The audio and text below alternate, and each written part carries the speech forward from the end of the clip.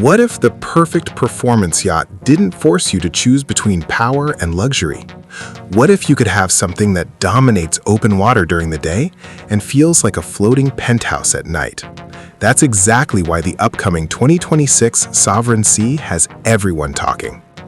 And today, I want to walk you through it the way a real boat enthusiast would, like we're standing at the dock together, coffee in hand, staring at this thing for the first time. The first thing you notice about the 2026 Sovereign Sea is the presence. It doesn't scream for attention, it commands it. The hull lines are sharp but elegant, aggressive yet refined.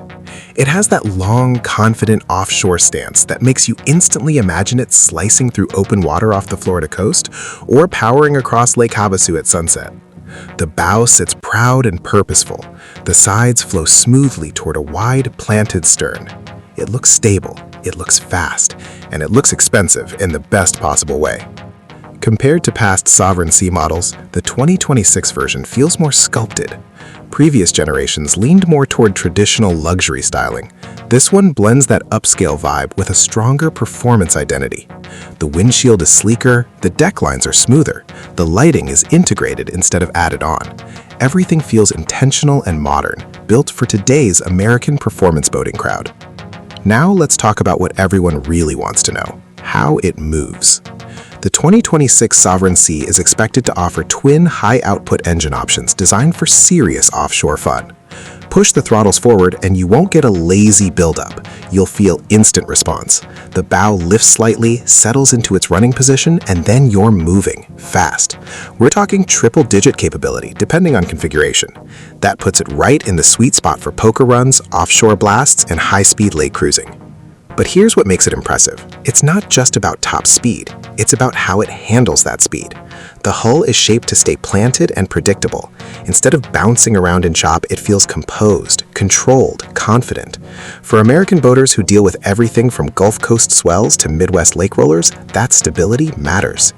And when you're cruising at lower speeds, it's smooth and relaxed. That versatility is what separates a good performance boat from a great one. Step into the cockpit and you immediately understand where the name Sovereign Sea comes from. You feel like you're in command.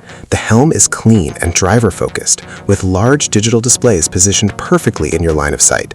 Controls are placed exactly where your hands naturally fall. Nothing feels cluttered, nothing feels cheap. The seats are high back and heavily bolstered, designed to hold you in place when you open it up, but they're wrapped in premium marine upholstery with detailed stitching and soft-touch materials. You're secure, but you're also comfortable enough to cruise all afternoon. The 2026 model improves on past versions with better integration of technology. The displays are larger and more responsive. The sound system is more immersive. The lighting is customizable, allowing you to shift the mood from bright daytime cruising to subtle evening glow. Below deck is where this boat really surprises people. Performance yachts sometimes treat the cabin like an afterthought. Not here. The Sovereign Sea gives you a well-designed space that feels welcoming instead of cramped. There's a forward berth perfect for weekend getaways, wraparound seating that converts easily for guests, a compact but clean galley area for simple meals, and a private head compartment that feels refined rather than basic. Soft ambient lighting gives the cabin a warm atmosphere at night. High gloss finishes and premium materials make it feel upscale. It's not just somewhere to crash, it's somewhere you'd actually want to spend time. For American buyers, that flexibility is huge. You can run hard during the day, dock at a waterfront restaurant in the evening, and stay overnight comfortably. That's real-world versatility. Let's talk safety and build quality, because speed without control isn't fun. The 2026 Sovereign Sea feels solid. Grab handles are positioned where passengers need them. The windshield offers real wind protection. The seating layout keeps everyone secure even during spirited runs. Visibility from the helm is excellent, which reduces fatigue on longer drives.